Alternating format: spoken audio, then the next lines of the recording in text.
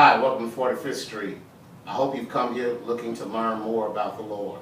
It's my prayer that something that will be said on this channel will give you more of a desire to be a part of His church family. I invite you to come visit us at our physical location at 7600 Division Avenue. It's over in the East Lake community, or you can continue to find out more about us at 45bc.org. Well, here comes the sermon. My prayer is that it's a blessing to you. God bless you, and take care. Yeah, more than anything, more than anything, life will come about and test that on you. Yeah, you sing that song and life will come about and make you prove it, that you love Him more than anything. Yeah, more than silver, more than gold. God will make you prove it. It's easy to say you love Him more than anything when you ain't got no silver and no gold. Yeah, it's easy. Yeah, but let Him take some silver. Let Him take your gold. And then let's see if you can say you love Him more than anything. But I'm here to tell you today, He's more than silver and gold put together. He's more than anything. Don't rest your heart, don't rest your faith on things. God is all you need. Trust Him. Rest in Him. Abide in Him. He'll keep you. He'll strengthen you. He'll always be what you need Him to be. Don't let Him put you to the test on that. Have faith in Him. He'll guide you. He'll protect you. Just when you think you need something down here, you'll find it moved away from you. But God doesn't move. He's always where He is. The question is where you are. He always is there. Always near. Always approachable. The question is, where are you in proximity to God? Because He never moves. No. People for ages have uttered the question, God, where are you? I need to have you near me. Never realizing He's always there. He's always there. Get back to it. Get back to Him, because He has not left your side. He's always around. Oh, Lord, I love you. Lord, I love you. There's always the spirit that you can't control.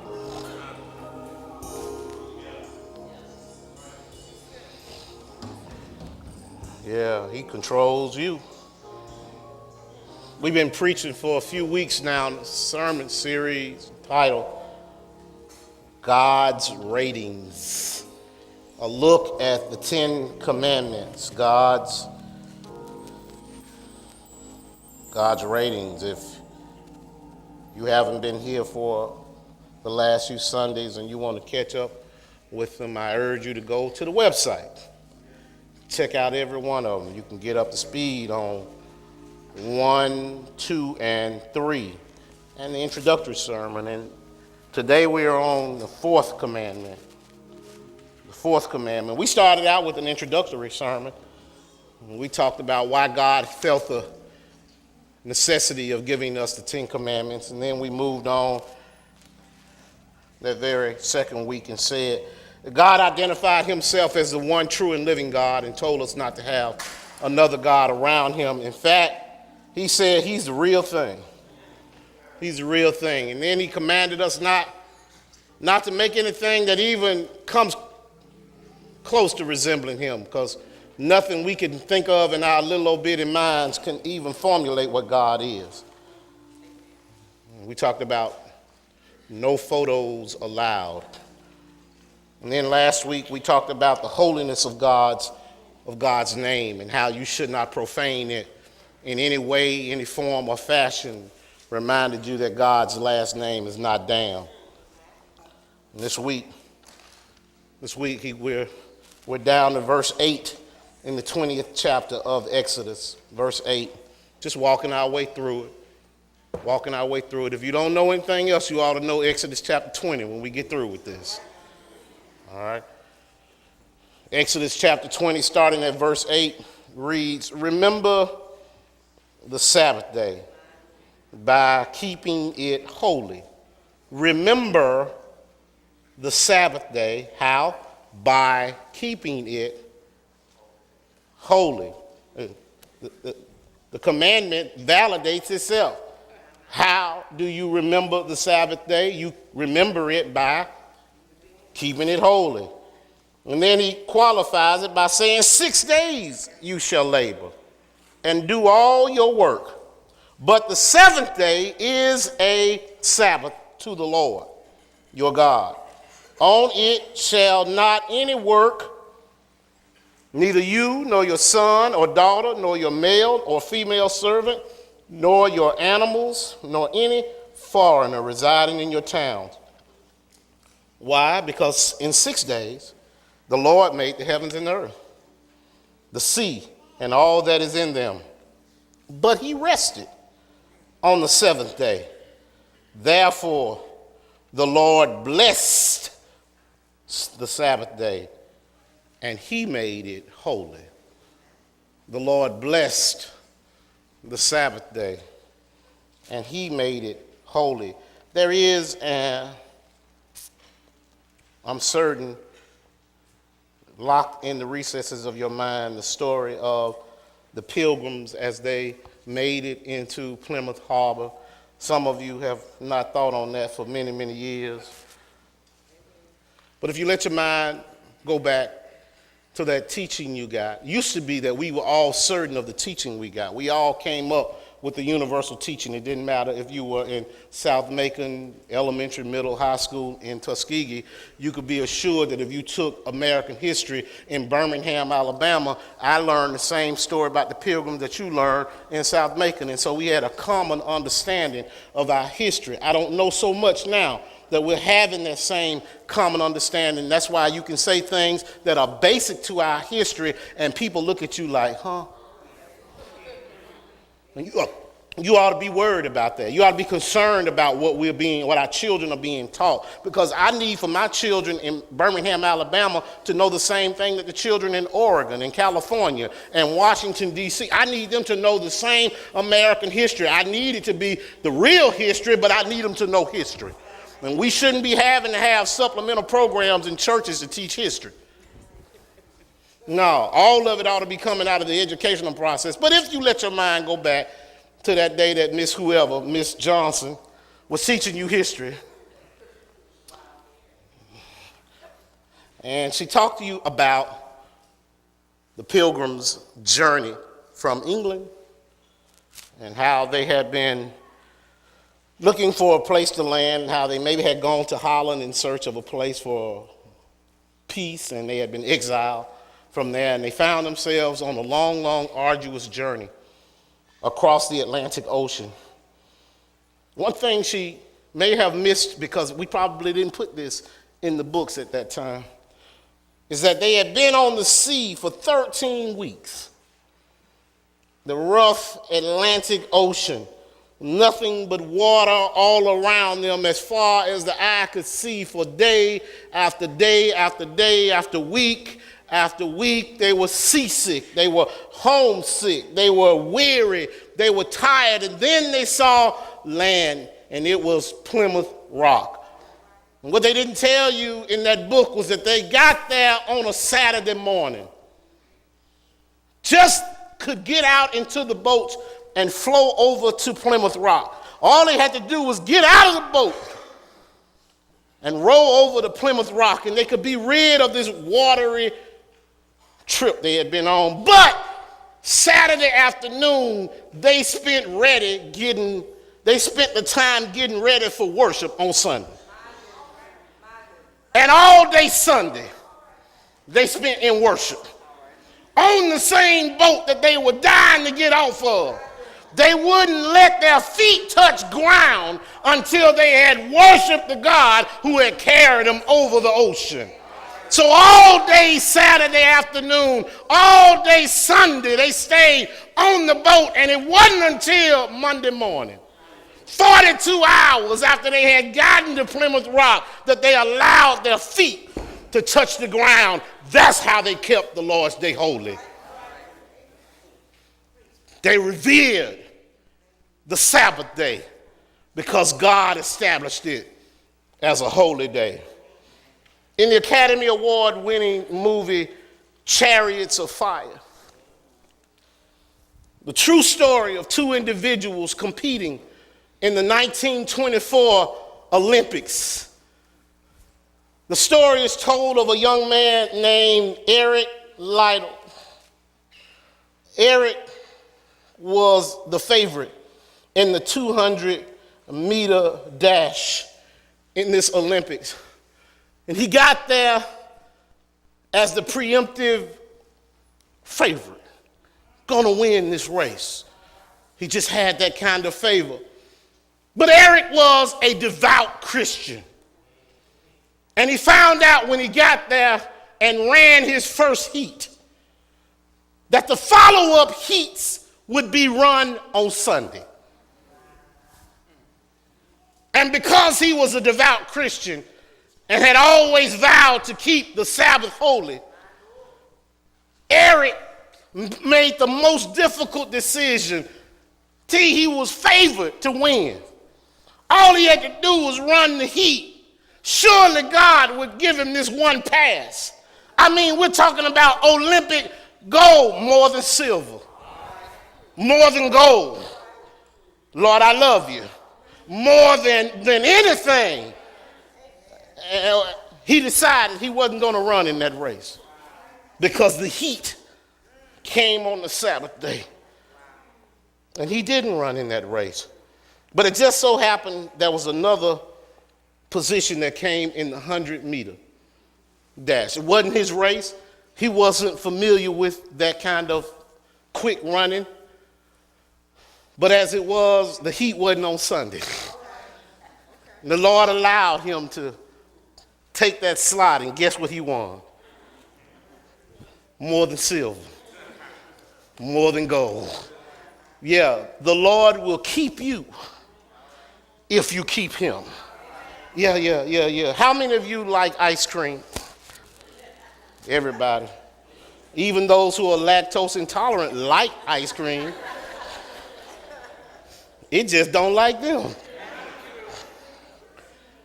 There was a time that there were only ice cream sodas. In the law, around 1875, the leaders of a town called Evanston, Illinois, which is still in existence today, passed a law forbidding the sale of ice cream sodas on Sunday. I don't know why. Too much revelry came about when you had too much ice cream. I guess it's the sugar rush. That would corrupt the morals of young folk and old folk too. So no ice cream sodas on Sunday until some smart ice cream person had the bright idea to cover the ice cream with chocolate.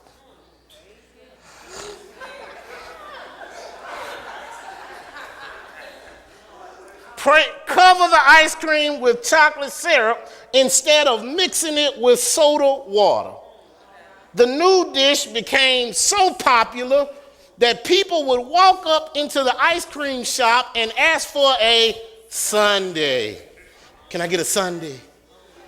Yeah, can I get a sundae? Let me get a sundae. And so they named it a Sunday. And of course, these religious people, so devout, objected to it being named after the Lord's Day. So they changed the spelling to Sundae. And the rest is gastrointestinal history. But that's what happens when people respect the Sabbath. The Sabbath. Some people grew up with the notion that Sunday was the only day you had left to get the stuff done you hadn't done the rest of the week. Yeah, if you hadn't cut the grass or washed the car or done anything like that, that was the day you could do all of that stuff.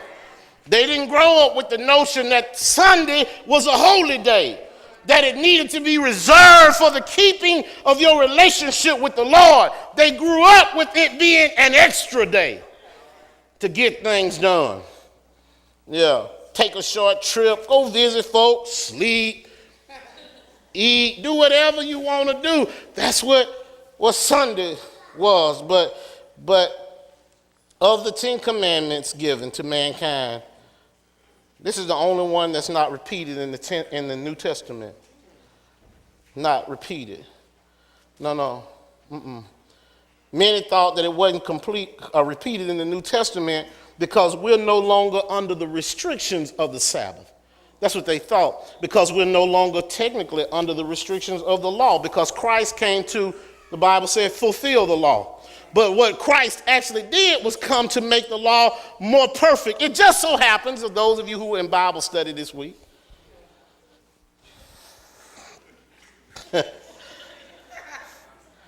we talked about this in Bible study this week, about how Christ had to put the rabbis in their place because they were jumping him about healing a man on the Sabbath day.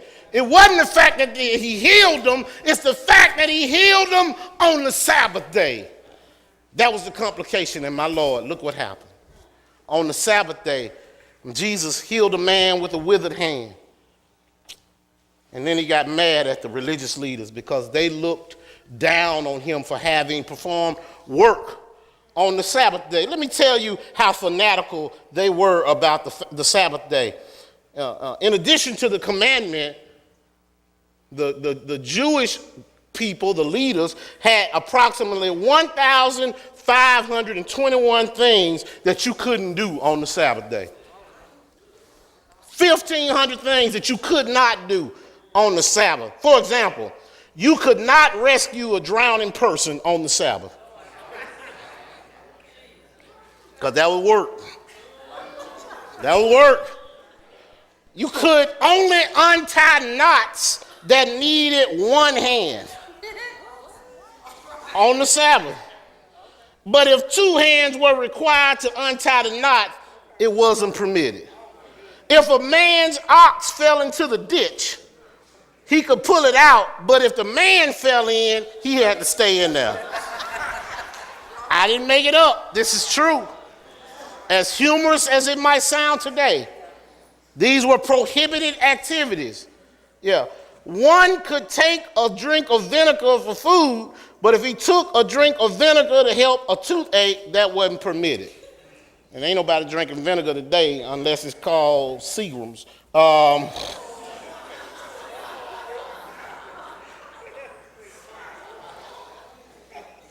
If a man was bitten by a flea on the Sabbath, he had to let the flea keep biting him. Could not kill the flea, because that would be work. Yeah, in fact, he would be guilty of hunting. I'm not making any of this up. Through the years, people have always added on to what they thought the Sabbath was about. I remember growing up, and I know you sitting in here remember there were certain things growing up we couldn't do on the Sabbath, and I'm here to tell you that there was nothing wrong with having rules that kept us in place on the Sabbath. When I grew up, my mama wouldn't cook. You couldn't cook on Sunday. Your dinner had to be ready on Saturday. All you could do was sit down and eat on Sunday. You couldn't get your clothes ready for church on Sunday. They had to be ready when you got up on Sunday morning. I remember my granddaddy going off on my uncles because they got up trying to shine their shoes on Sunday morning. And so that's when they got in the habit of getting the biscuits left after breakfast and using the biscuits to shine their shoes up. I'm not making it up. I'm telling you, people were serious about the Sabbath day. Wanted to know, why in the world is it holy? It's holy because God made it holy.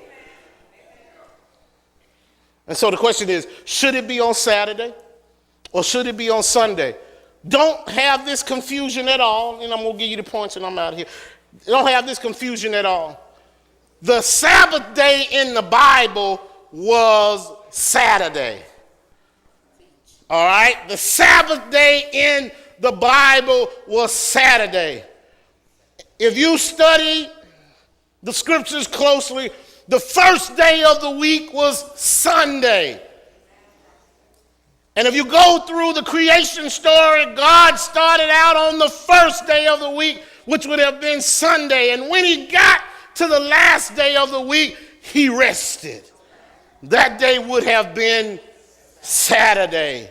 So why then, Christians, believers in Jesus Christ, if Sabbath is on Saturday, why are we sitting here on Sunday? The reason why we as believers in Christ are here on Sunday is because the new church celebrated Sunday as the day of the Lord, because that's the day he got up out of the grave. That's why we come on Sunday. That's why Sunday, the first day of the week, is the holy day for us. Is Saturday wrong? No. Is Sunday wrong? No. Is Monday wrong? No. Whatever day you want to give to the Lord and make it holy, make it holy. Just give him. All he's asking for, Cedric, is a day. One day. He gives you 7 every week. All he says is give me 1 day back. Just one day out of 7. Let me tell you why. Let me tell you why. First of all, he created, I'm going to say Sabbath, but Sunday is a day of rest. It's a day of rest. Yeah. Why? Why is it a day of rest? Okay, let me straighten this out for you, because there's a lack of understanding. I may have aided to this in something, but I want to straighten it out today. All right. Man's labor is crucial. Work is imperative. Work is not optional. Work is not optional. Man was made working. Even before the fall in the garden, man had work to do, because his job was keeping the garden. His job was taking care of the animals and everything that God had put under his authority. So he already had a job to do. What happened after the fall, the part of the curse, is that now he would labor and not find reward in his labor. He would sweat during his labor. Sweat during labor is part of the curse. And so when you go to work and you do all this hard stuff every day and you come home and you don't feel fulfilled, guess what? It's work. When on the best day of your job you say, man, that was work. Guess what? It's work. The kind of fulfillment you desire is only found in the peace of God. You're going to always have issues at work. You're never going to have a job. Look, there is no job, I think, that's more preferred in the world than being the president of the United States. And for all the stuff, you get a house, you get a car, you get folk waiting on you hand and foot. You don't have to spend your own money. All the world comes to your doorstep. You travel free of charge. You do all these wonderful things we would love to say come with our job. And if that's the case, why is Barack's hair so gray? Why is his hair white now and it was nice and black when he went into office? Because even being the president of the United States is work.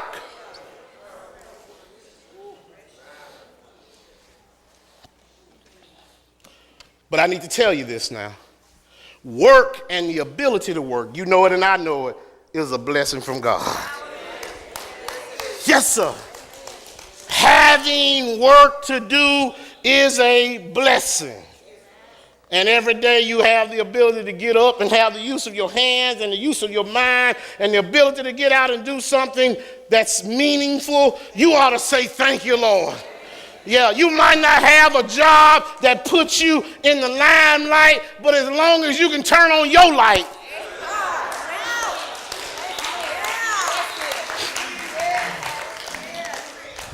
then it ought to be good for you. Yeah, work is good. But just as work is absolutely crucial, rest, lull, leisure is commanded. It's commanded. It's commanded. God did not intend for us to work every day without stop. He intentionally put a stopping point in the week and commands us to take time out from rest. Take time out from our labor, and he intentionally does it so we can rest our bodies. Your body is not designed to go constantly without any break-in activity. It will not, you know it and I know it, it will break down. You'll hurt yourself if you're constantly going. I've said it before from this pulpit, I'll say it again. Most of us are not working extra jobs for living, we're working extra jobs for lifestyle. That's a difference.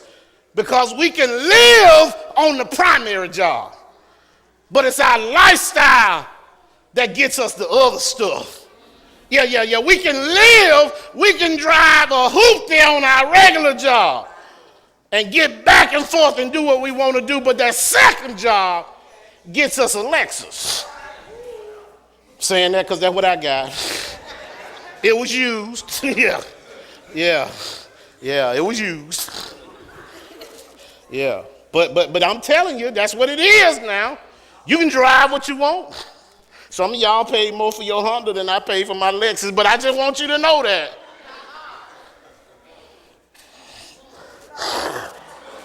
I'm just saying. I'm just saying. Yeah, it's lifestyle. It's lifestyle. Yeah, man's leisure is commanded. And so when you go home and you take a rest and you say, I'm not doing anything today, today is a day for me and the Lord, mean it. Mean it. Mean it. Don't let anybody get in the way of your time with you and the Lord. Spend it, but included in that day of rest, Sunday is also a day of reflection. Oh, it's a day of reflection as well. What does that mean? Sunday, the Sabbath day, is the day you ought to reflect on God's pattern. Yeah. See, God set it out for us. He told us to work on these days and rest on this day. That's the pattern he's given us. You don't have to reinvent it. You don't have to recreate anything. Work, then rest. Then work again and rest. There ought to be intervals where you stop working. Now look, God created everything. He created everything and then he rested. Put it into context. You too, you're creating a home. You're creating a family. You're creating a relationship with your spouse. You're creating a fatherhood example for your children. You're creating the example of one who's a believer on your workplace. You're creating too. And at some point, to increase your ability to be creative, you have to rest. You have to rest so you can come back with more energy. Not only do you reflect on God's pattern, but you also have to reflect on his promises. All right? As you contemplate this coming work week, I want to give you this. Those of you who got some stuff coming up with you, for you, this coming work week, and you've been dreading. Some folk leave Friday, dreading Monday. Can't even enjoy Saturday or Sunday if you have them because you concerned about what's going to happen Monday when you get there. But I'm here to tell you that the same God who kept you Friday is going to be the one who meets you there on Monday. He's already got Monday taken care of. And so all you need to do is put you in him. And when you meet Monday, guess what? Most of the time you spend all that wasted energy over the weekend and get there on Monday and it fizzles. It's never as bad as you think it's going to be. It's never as awful. The person you thought was going to be the enemy ain't even there on Monday. God has a way of making things happen. It's amazing what a toothache will do for a problem. Yeah, they meant it for bad and didn't know they were going to have a wisdom tooth that needed to come out. God can bless you. Yeah, reflect on his promises. No matter what you face, he's going to constantly meet your needs and bless you in every task. He's going to give you strength for the job. So reflect on his pattern and his promises and know that Sunday is a day of rest, reflection, and lastly, Sunday is a day of renewal. It's a day of renewal. We say that all the time in here. We say you come in here to get your batteries recharged. Yeah, you come in here, and I lock into what Brother Moore has, and I lock in to the faith that Brother Urquhart has, and that Miss Johnson has, and that Zeline has, and that Miss Jenkins, and I lock into all that, and being around Ingrid and the rest of the folk gives me strength to move on to the next day. To keep on pushing when I look at them and I know what God has brought them through. It encourages me to know that if they can make it through it, then God can keep me and make me prosper as well. Oh, yeah. So I come in on Sunday and I renew my commitment to the Lord. And I say, Lord, you've been keeping me. You've been keeping me. And because you've been keeping me, I'm going to keep you. Yeah. I'm not going to trade you in for another, because there ain't no other.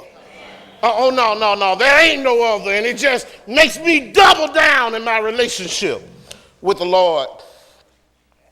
God has declared that Sunday, the Sabbath day, is holy. He expected us to keep it holy. Let me ask you this as I get out of here. Is there anything you won't do on Sunday? Yeah. Because there ought to be some things you don't do on Sunday. There ought to be some things you won't engage in on Sunday. Used to be you couldn't buy liquor on Sunday. Yeah. Used to be restaurants didn't sell alcohol on Sunday. I'm here to tell you, our communities were better when you had those restrictions. When the blue laws, that's what they called them, when the blue laws were in place, we had less crime on the street. But now folk will kill you on Monday, and they'll kill you on Sunday too. In fact, they'll kill you in church on Sunday. Why? It ain't because God changed what Sunday ought to be. It's because we changed what Sunday ought to be. Because we don't keep Sunday holy anymore. If there was some more folk keeping Sunday holy, then we wouldn't have so many problems on Monday through Saturday if folk concentrated. And so I ask you today, I ask you right now, what won't you do on Sunday? What do you say? This is my own personal resolution that on Sundays, I won't do this. On Sundays, in honor of my love and reverence for the Lord, I won't do this. I just won't engage in this activity. I'm going to keep one day for me and the Lord. And I guarantee you this, if you can do it on Sunday, if it's something you ought not do on Sunday, then you shouldn't be doing it on Saturday. And you probably don't need to be doing it on Friday. But if you just start keeping it on Sunday, before long you'll find that it's gone by the wayside. But the question is, where do you draw the line? On Sunday, you got to renew your commitment to the Lord. And finally on Sunday, I won't let a Sunday go by without me finding myself in worship for the Lord. Oh no. No. See, I don't have it. I don't know about you.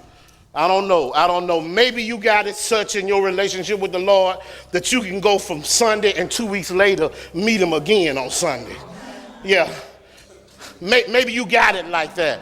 Maybe your relationship has been so strong with him that you can skip a week of worship. But I don't have a week to give away. I got to connect with him at regular intervals. And even though the worship service corporately only comes on Sunday, I got to meet him every day, y'all. I need to wake up in the morning and let him know, Lord, I'm still with you. And then I got to meet him the next day and say, Lord, Monday didn't take my love away from you. And on Tuesday, even though Tuesday is city council day, I got to let you know that city council can't take my love for the Lord. Seriously, I have to connect with him at regular intervals. It's amazing to me that we love people and we stay in touch with them throughout the day. And yet we'll let days go by without talking to the Lord. I wonder how much you would text the Lord if you could. I wonder how much you would connect with him, and you can't. He's got a medium called prayer that will allow you to stay in touch with him. It's better than text messages because none of them ever get lost. It's better than Twitter because you don't ever have to worry about a virus getting in your program. It's better than Instagram because it's instant prayer. It'll get you there. He'll see you. He'll know you. It's better than all that. You don't have to wait till Sunday. But just in case you missed Monday and Tuesday found you too occupied, just in case Wednesday was too busy for you, Thursday you felt yourself sick and couldn't get up and do anything about it, and just in case Friday was a little bit too much for you and you didn't call on his name, and for whatever reason too many football games on Saturday got in the way, don't let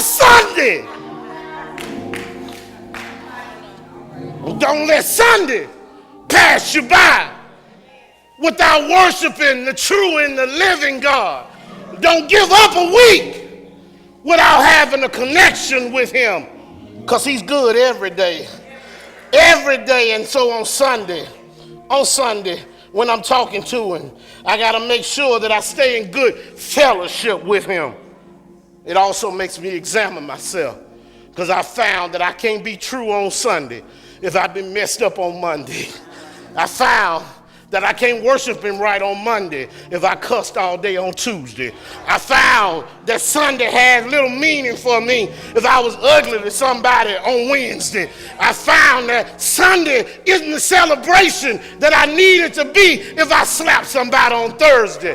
I found that Sunday doesn't have the meaning that it needs to have in my life if Friday I party too long. I'm telling you, I got to keep it together, and every day has got to be special with the Lord. But if I get to that day on Saturday and I haven't done what I need to do, I'm going to make my way, whether I'm in Birmingham, whether I'm in Houston, whether I'm in Alaska. I'm going to find somewhere, somehow, someplace, some corner that me and the Lord can get together in worship. I ain't telling you always got to come up in here, but what I am telling you is you got to get with the Lord somewhere, somehow on Sunday.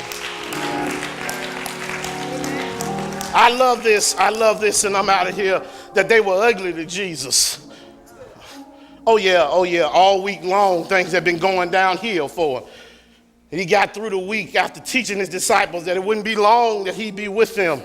And Thursday found him having one of his core group betray him. And he had to reveal that I already know who it is. And Friday didn't make it no better, Anthony. Friday, folks started culminating all the lies that they had been telling on him. And before Friday ended, Jesus found himself in a trial he didn't deserve. And he found himself on a cross he didn't deserve. But I'm so glad that the week don't end on Friday. I'm so glad that the bad time he had on Friday didn't last always. And even though folk may have thought that Saturday things were still the same way, people were hiding and scared on Saturday saying Jesus has messed it up for all of us and we scared now. I still know that Jesus got a blessing on Sunday. I still know that come Sunday, God made everything all right. On Sunday morning, the Jesus who was in the grave was out of the grave. On Sunday, the Jesus who was messed up on Thursday and Friday, who was dead on Saturday, was alive on Sunday.